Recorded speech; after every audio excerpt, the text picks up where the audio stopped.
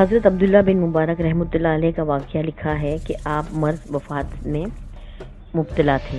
لوگ آپ کی عیادت کرنے کے لیے آنے لگے۔ عیادت کے بارے میں حضور اقدس صلی اللہ علیہ وسلم کی تعلیم یہ ہے کہ جو شخص تم میں سے کسی بیمار کی عیادت کرنے جائے تو اس کو چاہیے کہ وہ ہلکی پھلکی عیادت کرے،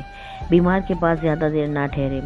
بلکہ بعض اوقات مریض کو خلوت کی ضرورت ہوتی ہے اور لوگوں کی موجودگی میں وہ اپنا کام بے تکلفی سے انجام نہیں دے سکتا ہے،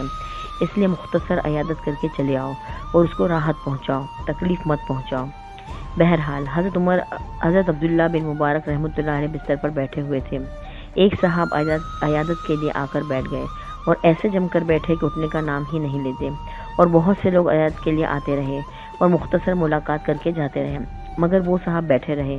نہ اٹھے۔ اب حضرت عبداللہ بن مبارک رحمۃ اللہ علیہ اس انتظار میں تھے کہ یہ صاحب چلے جائیں تو میں خلوت میں بے تکلفی سے اپنی ضرورت کے کچھ کام کر لوں، مگر خود سے اس کو چلے جانے کو بھی کہنا مناسب نہیں سمجھتے تھے۔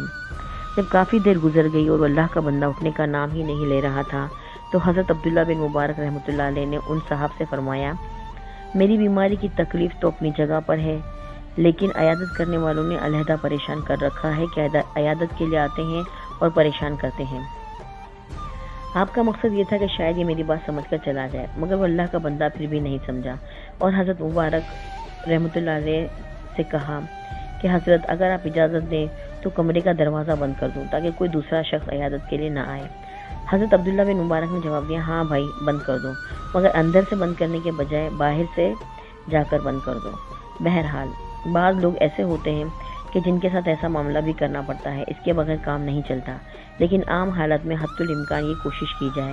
کہ دوسرا آدمی یہ محسوس نہ کرے کہ مجھ سے اعراض بڑھتا جا رہا ہے۔ اللہ تعالیٰ اپنی رحمت سے ہم سب کو ان سنتوں پر عمل کرنے کی توفیق عطا فرمائے، آمین۔